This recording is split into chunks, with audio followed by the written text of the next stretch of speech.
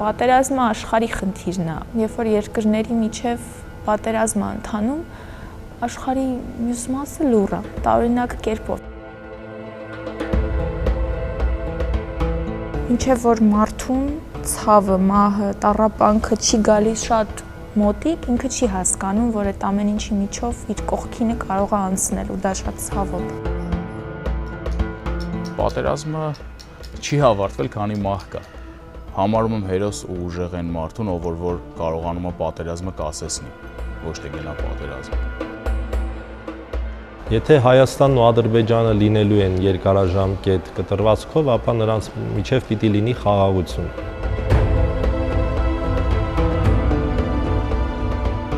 Վերջին պատերազմից հետո բնականաբար շատ բարդ կլինի խաղաղության մասին խոսալ։ Պատերազմը ցավ է պատճառել, սպի է թողել, սենց ու իրան միշտ որ կպնես ինքը իր մասին հիշացնելով։ Ստայնբեկն ասում էր, պատերազմը մարդու ձախողման ախտանիշն է, ես կիսում եմ այս կարծիքը, պատերազմը բարդ երևույթ է ու ամենազզվելի բանն է այս աշխարհում։ Երբ որ առաջին անգամ լսեցի այդ լուրը, որ ընկերներիցս մեկը մահացավ, չէի հասկանում, շատ բարդ զգացողություն էր ու ընկերս է, ով ինձնից փոքր է, ով դեռ շատ երկար տարիներ պիտի ապրեր, հասցնելու, անելու լիքը բան ուներ, ու դու հասկանում ես, որ ինքը էլ չկա։ Ես հիշում եմ, որ երբ որ մորս հետ խոսում էի, դեռ ողջ էր, ինքը ամեն օր լսում էր իր ուսանողների մահվան լուրը։ Վազգեն Սարգսյանի անվան ռազմական ինստիտուտում էր դասախոսում, այդ կինը կարդում էր այդ անունները ու հասկանում էր, որ ինքը այս մեկին ճանաչում էր, որ սա իր ուսանողն էր, մյուսն էլ էր իր ուսանողը ու ես իրոք չէի պատկերացնում, ինքը ոնց է կարողանում դա ադեկվատ տանել ու շարունակել ապրել, իհարկե չկարողացավ երևի ամենաբարդը մարսել, որովհետև այդ ընթացքում նույնիսկ ես չէի գիտակցում, որ ամուսինս էստեղ չի, որ 51 օր սպասել եմ իրեն ու սպասել եմ 6-7 ամսական Մարիի հետ ու ամեն օր ուղղակի սենյակ իր գնում այդ մտքով, որ վաղը կարթնանակ ու ինքը էլի կզանգի ու ես ամենաշատը վախենում էի այդ զանգերից, երբ որ ինքը զանգում էր ու հարցնում էր ինչի հետս երկար չես խոսում, չէի կարողանում բացատրել, որովհետև ինձ թվում էր, որ վատ լուր են ասելու, որովհետև անընդհատ ամեն օր դու վատ լուր էիր լսում ու վախենում էի նույնիսկ հեռախոսի մոտ գնալ։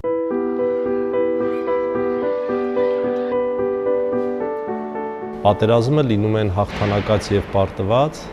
հաղթանակած պատերազմի առաջին եւ միակ հիշողությունը Արցախյան առաջին պատերազմն է, որի հիշողությունը իմ մոտ Ներսես Ծյաձյայի հետ է կապված մեր շենքի առաջին հարգի բնակիչ, նրան եկավ ծանուցում եւ նա իր երկու տղաներին եւ մեկ աղջկան թողեց գնաց ռազմաճակատ եւ մոտ 1-1.5 տարի անց նա վերադարձավ եւ ձեռնափայտով էր քայլում, դժվարանում էր քայլելը, ոտքի վնասվածք էր ստացել, վիրավորում, բայց որոշ ժամանակ անց այդ ձեռնափայտը նա կողքի դրեց, սկսեց նորմալ քայլել եւ զբաղվում էր շինարարությամբ եւ իր 3 երեխաներին մեծացրեց, նրանք արդեն կայացած մարդիկ են իրանց ընտանիքներով եւ այդ դրական տպավորությունը կա այդ 91-ից 94 թվականների պատերազմի հետ կապված 16 թվականի ապրիլի 7-ին իմ ավագ որդին ծնվեց եւ այդ ոնց որ ընտանեկան եւ ազգային այդ process-ների խառնուրդ եղավ եւ էմոցիաները շատ խառն էին, իսկ 2020 թվականի պատերազմը դա էլի մոտ ասացում է այդ ոչ կոմպետենտությունը, որը կար այդ պատերազմի ընթացքում։ Բնության մեջ պատերազմում են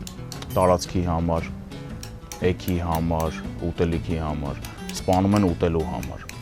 բայց մարդկանց մեջ շատ ավելի դաժան վիճակ է ու ոչ միայն տարածքներ են ուզում գրավել, այլ փառք իշխանություն ու իշխանության պատճառով տուժում են շատ մեծ քանակությամբ մարդիկ։ Ես բռնությանը դեմ եմ ու կուզեի, որ բռնություն չլիներ ընդհանրապես, այսինքն կռիվ չլիներ անգամ։ Բայց երբ որ գալիս է ու հասնում է այն շրջանին, որ պիտի որևէ բանով օգնես, որպեսզի այդ բռնությունը չհասնի քո տուն, պիտի պաշտպանվես։ բայց լավ կլիներ, որ պաշտպանումը լիներ ուղեղով։ Ես կուզենայի, որ եթե Թուրքիան ու Ադրբեջանը շատ լավ զենքեր են պատրաստում, դրանք ժանգոտ էին իրենց մոտ։ Այդքան ուղեղով լինեինք մենք, ոչ թե հակառակ զենքեր մենք հնարեինք։ Ամենալավ զենքը դիվանագիտությունն է։ Պատերազմի շրջանում դե իհարկե ոչինչ մենք չէինք անում, ցավոք սրտի, միակ բանը, որ կարողացել եմ անել ես անձնապես հենց Արցախի երեխաների համար ուղղակի ամանորյա ձյունանուշիկ էի խաղում, որը որ իմ համար շատ բարդ էր, որովհետև չես կարող հարցնել տարին ոնց է անցել, որովհետև ամբողջ տարվա այդ ջնջվումա միայն մնացել այդ վերջի շրջանը, ինչպես դու շփվես այդ երեխաների հետ, ինչպես դու իրան կարողանաս ուրախություն պարգևել, այնպես անելով, որ իբրև թե ոչինչ էլ չկա ու կյանքը շարունակվում էր, իմ համար այդ շատ բարդ էր։ Հարցերը, որ ես իրանց տալիս էի, իսկ ինչ ես ուզում դառնաս, որ երեխաների մեծ մասը ասում էր զինվոր, բժիշկ, ու դու հասկանում ես, որ չգիտեմ, հաստատ միջև էս ամեն ինչը հաստատ ուրիշ պատասխաններ էիր լսելու։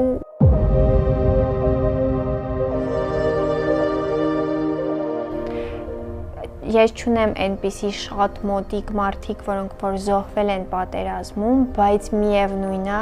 այդ ամեն, չգիտեմ, նույն այդ անունները, որ կարդում եմ, նենց տպավորություններ, ոնց որ ես իրանց բոլորին գիտեմ ու իրանց հետ կյանք եմ ապրել, բայց իրականում ոչ մեկի դեմքը նույնիսկ չեմ տեսել։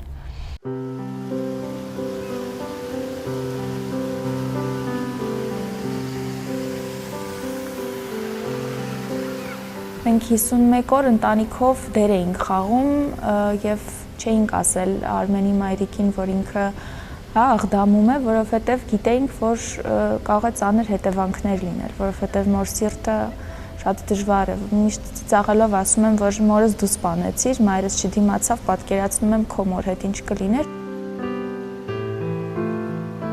Ես հիշում եմ, որ Արմենը դեռ նոր էր գնացել, երևի դեռ ճանապարհին էր ու մենք արդեն հեռուստացույցով կարդացինք, երևի ամենաշոկայինն էր ու բոլորս երևի բարձր ծիծաղում էինք տանը, որովհետև կարդացինք Արմեն Գրիգորյան Նիկոլայի հայրանունն էր նույնիսկ համընկել ու հենց նոր խոսեցինք հետ, գիտենք, որ ինքը ողջ է ու կարդում ենք անունազգանունը վայրկյանների տարբերությամբ ու դու հասկանում ես, որ այդ պահին կարող էր ինքը լիներ, որ ուղղակի ծիծաղում էինք, այսինքն ոչինչ ուրիշ չես կարող անել, ուղղակի երջանիկ ես, որ վերադարձավ։ Այդ ընթացքում Մարին, երբ որ հոր նման տղամարդ էր տեսնում, ուզում էր գրկել, երբ որ հայրը տուն էր եկել, չէր ճանաչում, այսինքն նայում էր ու առաջին պահին ուղղակի չհասկացավ ով է, որովհետև այլակերպված էր, ասում են, որ պատերազմից ոչ մեկ ողջ չի վերադառնում։ Մինչև հիմա համոզված չեմ ինքը հետ վերադարձել է թե չէ, այսինքն պահի տակ ինձ թվում է ինքը ուղղակի տանը չի։ Ես նկատել եմ, որ հիմիկվա դեռահասները եւ ավագ դպրոցի աշակերտները նրանց մոտ ձևավորվել է վախ պատերազմից։ Եկան իմ սերունդը պատերազմից չէր վախենում։ Իզից մի քիչ փոքրերն էլ չէին վախենում, բայց իրանց մոտ կա վախ, ու այդ վախը պիտի հաղթահարվի։ Այլապես մենք ունենանք, այսպես ասած, լուզերների սերունդ։ Այս ընթացքում ես նաև դասավանդում էի աբսուրդի գրականություն ու դասավանդում էի կորուսալ սերունդ, խոսում էինք ուսանողների հետ Ստայնբեքի, Ֆիջերալդի, Հեմինգուեյի մասին, ովքեր գրել են պատերազմի մասին, ու փորձում էի ուսանողներին բացատրել ինչա կորուսալ սերունդ ու միշտ ասում էի, որ այ մենք հիմա կորուսալ սերունդ ենք դառնում։ Մարդիկ, երբ որ էմոցիաներով են կառավարում կամ կառավարվում, այդտեղից շատ մեծ աղետներ կարող են ծնվել։ Ու հենց էմոցիաների շատ լինելու պատճառով էլ պատերազմներ են առաջանում։ Ամեն ինչ գեղեցիկ է, բայց գեղեցիկ է, երբ որ ճիշտ չափի մեջ է։ Իսկ ճիշտ չափը չի սպանում, ճիշտ չափը ապրեցնում է, կյանք է տալիս։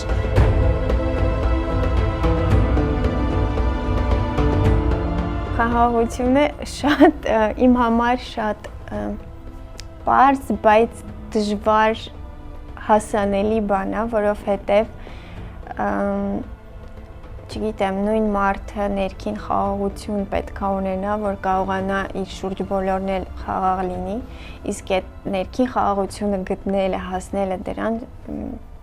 կարծում եմ բավականին բարդ է։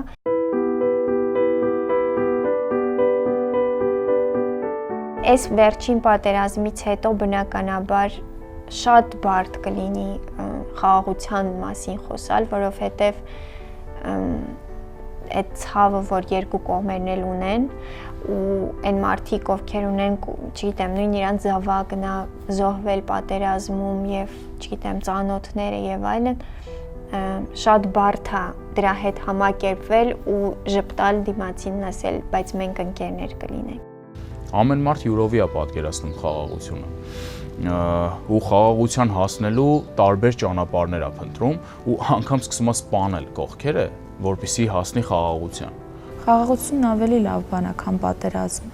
Աշխարհը դեռ չի հասկացել խաղաղության գինը։ Անընդհատ մարդիկ փորձում են դա խաթարել, իրենք ինչ-որ ուրիշ բան են փնտրում։ Մարդը ինքնիրեն ունի երջանկության կարիք եւ ցանկացած իրավիճակում նա կարողանում է իր երջանկության, իր փոքրիկ օջախը գտնել։ Բնականաբար, երբ որ քո սեփական երջանկությունը դնում ես համեմատության մեջ ուրիշի երջանկության եւ հաջողությունների չափի հետ, եւ եթե մեջդ կա նախանց, սկսում ես չգնահատել քո երջանկությունը։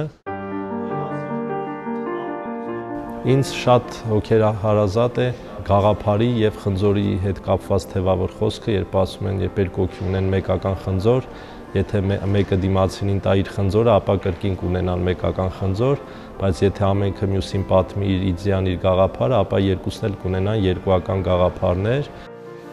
Ես մարդկանց բաժանում եմ երկու տեսակի, ոչ թե բարի ու չար, այլ սպառող եւ ստեղծող։ Եվ սիրում եմ ստեղծող մարդկանց եւ միշտ փորձում եմ իմ շուրջը ստեղծել ստեղծող միջավայր։ Ես երջանիկ եմ նրանով, ինչ ես ունեմ։ Միշտ որ ասում են այն կան մարդիկ, որոնք միշտ ուրախ են, ես միշտ ինձ եմ ասոցացնում այդ մարդկանց հետ։ Մանավանդ երբ որ ինչ-որ մեկին տեսնում ես ու ժպտում ես ու այդ մարդն էլ է ուրախանում դրանից, չգիտեմ, տենց մարդ ում ժպտաս ու ինքը ասենց տխրի դրանից։ Երջանիկ մարդիկ պիտի լինեն, նույնիսկ պատերազմից հետո։ Յուրաքանչյուր չապրած, յուրաքանչյուր տառապած, յուրաքանչյուր տանջված վայրկյանը երջանկության տեսքով հետ է գալիս։ Երջանկություն փնտրել պետք չի, դա ձեր մեջ է։ Քո մեջ է։ Եթե դու ընկնես երջանկության հետևից, դու բաց կթողես ինքդ քեզ ու հենց երջանկությունը։ Երջանկության գլխավոր գաղտնիքը այն է, որ պահը կարողանաս վայելես։ Հարցնում են քանի տարեկան ես, բայց չեն հարցնում քանի պահեկան ես։ Քանի պահ ես ապրել կյանքում ընդհանրապես։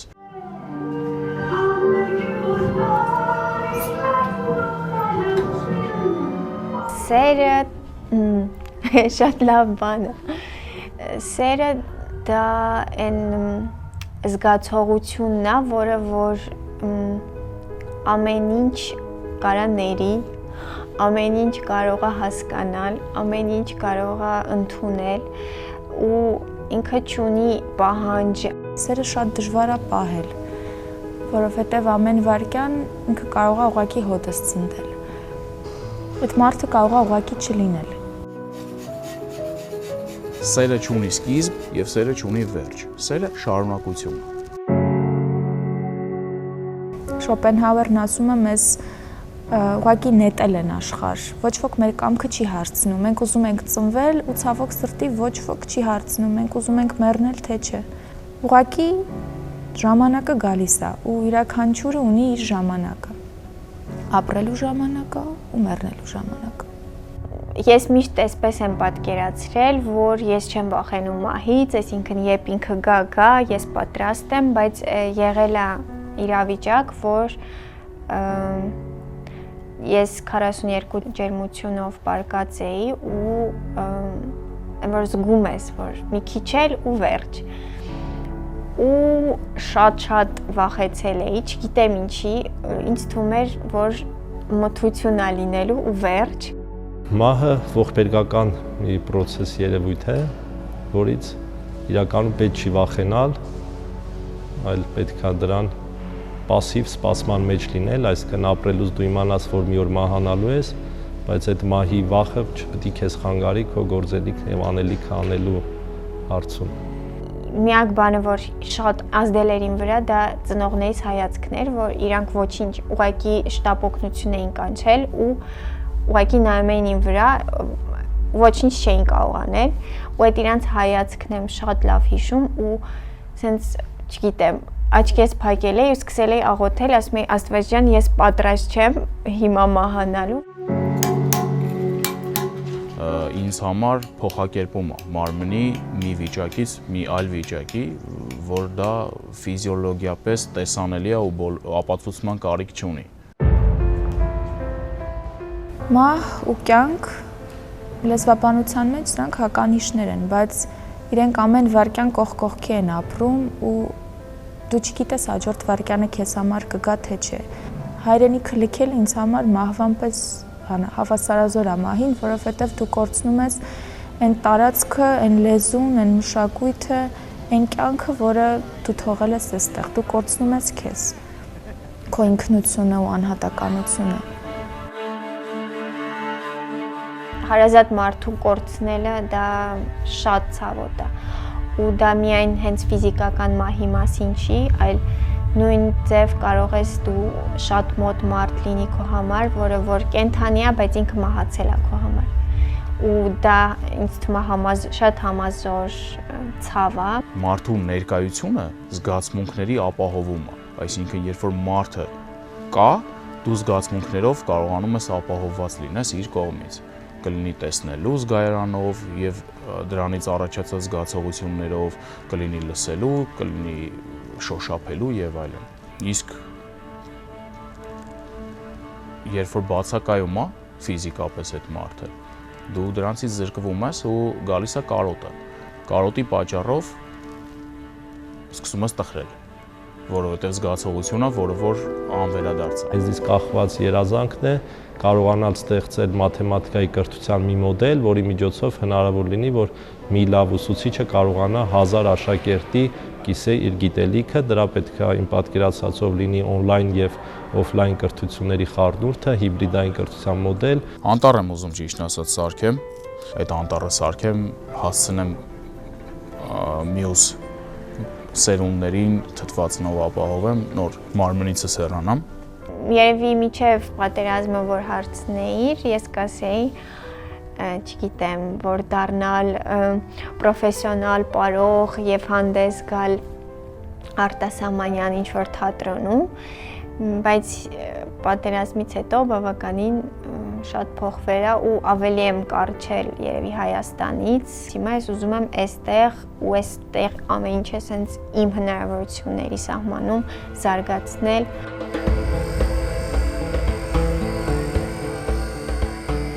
Աշխարհը կառավարվում է ուղեղով, գլխով, ոչ թե զենքով։ Զենքը տալիս են կառավարողները, որ իրար ուտեն։ Այդ մարդիկ իրար ուտեն, հոշոտեք իրար, բայց իրանք չեն կպնում իրար երբեք, մատով չեն կպնում։ Իրանք իրար հետ հարաբերությունների մեջ են անգամ։ Ու եթե ուզում ես հաղթես, խելացի պիտի լինես։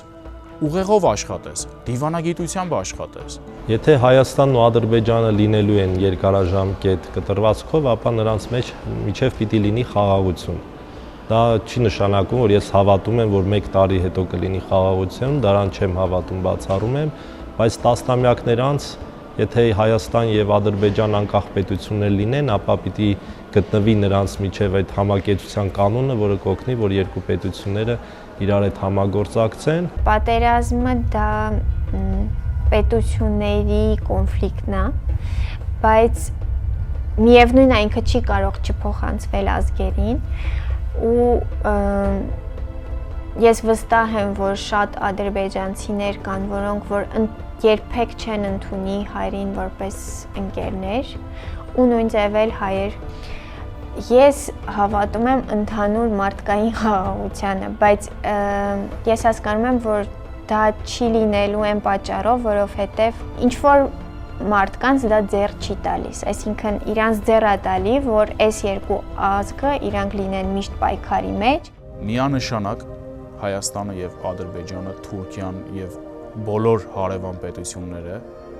իրար հետ հաշտություն մի օր ունենալու են, որովհետև դրա համար աշխատանք է տարվում եւ պիտի աշխատանք տարվի, ով էլ որ չի աշխատում այդ ուղղությամբ, թշնամանքը շարունակում է սերմանել եւ այն երկրում, եւ այս երկրում, եւ ամենուրեք, այդ մարդիկ աշխարհի վերջն են ուզում տեսնել, իրանց երկրի վերջն են ուզում տեսնել, այսպես ասեմ, իրանց վերջն են տեսնում։ Ես փորձում եմ, ուզում եմ, միշտ ինձ համոզում եմ հավատալ Ադրբեջանի եւ Հայաստանի խաղաղությանը, չասեմ ընկերությանը, որովհետեւ դժվար է, բայց թշնամանքը անընդհատ սնունդ է պահանջում։ Եթե դու ունես թշնամիներ ներսում ու դրսում, դու անընդհատ այդ զգացումը սնում ես, մեծացնում ես, զորացնում ես ու ինքը մի օր ուղղակի պայթում է։ Պատերազմի տեսքով է պայթում, մահվան տեսքով է պայթում, բայց պայթում է։ Այս հողում ապրելը հեշտ չի։ Ու իսկ միակ նախապայմանը սիրելն է, այս հողը, այս հայրենիքը կապված լինելը ու երբեք չմտածել, որ այստեղից լավ տեղ կա ուղղակի։ Իսկ տարածաշրջանը պիտի հասկանա, որ սրանք մեր տներն են։ Պետք չի գնալ ուրիշի տուն։ Պետք չի թողնել քո տունը,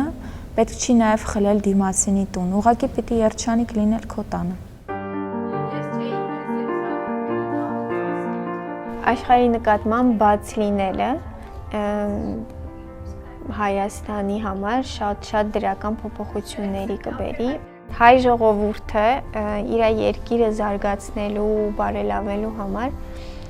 նախ առաջինը պետքա սիրի այն, որովհետև եթե դու չես սիրում քո երկիրը, որտեղ որ դու ապրում ես, ինչ ուզում ես արա, միևնույնն է ոչ մի բանի դա չի տանելու։ Հայաստանը զարգացնելու, ավելի լավը դարձնելու իմ ներդրումը ներկապահին, դա իմ ստեղծագործական գործունեությունը շարունակել ծավալել, որովհետև քիչ թե շատ ես փորձում եմ ավելի այնպիսի բաներ անել, որ մարդկանց մեջ կձևավորվի ճաշակի զգացողությունը։ Պիտի անեմ ամեն ինչ անում եմ ու շատացնեմ անելիքս, որպեսզի զարգանա եւ երկիրը, եւ տարածաշրջանը, եւ ես ինքս, չդադարեմ ինքնակրթությունս, չդադարեմ ունեցածս փոխանցել մնացածին։ Շատ գիշատիչ պայքար է գնում աշխարհի ռեսուրսների կառավարման հետ կապված եւ եկել է մի փուլ, որ կամքը, ուժը ֆիզիկական հարց չի լուծում այլևս, այլ մտավորի զարգացումն է վերելու եւ եթե ֆիզիկականի հետ կապված առաջ գիտեր ունես 10,000-անոց բանակ, հակառակորդը ունի 1000 հոգանոց բանակ, բայց ամեն դեպքում ինչքան էլ ոչ էֆեկտիվ լինես, քո 10 զինվորը մի զինվորին հակառակորդի կհաղթի, ապա հիմա բոլորովին այդպիսի բան չկա, տեխնոլոգիապես զարգացվածությունը բերում է գերակշռող դիրքի։ Հայաստանի բարեկեցությունը զարգացնելու համար առայժմ մաքսիմալը, որ ես կարող եմ անել, դա ստեղծող մարդկանց դաստիարակելը, սովորացնելը եւ նրանց միտքը զարգացնելն է։ Պիտի գան իշխանություն մարդիկ, ովքեր ունեն իրենց հայրենիքի տեսլականը, ովքեր գիտեն ինչ են ուզում ստանալ այս հայրենիքից ու ես համոզված եմ, որ եթե ու հենց գա այնպիսի իշխանություն, որը կհասկանա, որ ինքը ուզում է լինել այն երկրի, այն ժողովրդի իշխանությունը, որը երջանիկ է, առողջ է, կրթված է, գիտակից է, մեր բոլոր խնդիրները կլուծվեն։ Մեր պետության զարգացման հիմքը ամենևին տնտեսությունը չի, փողը չի, մեր զարգանալու հիմքը ամուր սահմաններն են եւ ճիշտ դիվանագիտական հարաբերությունները։ Ես լիահույս եմ, որ մենք ժամանակի ընթացքում կունենանք այնպիսի հզոր դիվանագետներ, որոնք ամեն ինչ կկարգավորեն եւ ամենաբարդվացող հարցերը կլուծվեն ու կկարգավորվեն adekvat առողջ մթնոլորտում, ոչ թե պատերազմի դաշտում, ոչ թե կյանքերի գնով, այլ ուղեղների գնով, որովհետև գիտության, կրթության միջոցով մենք իրոք կարող ենք ստանալ մեր երազած երկիրը։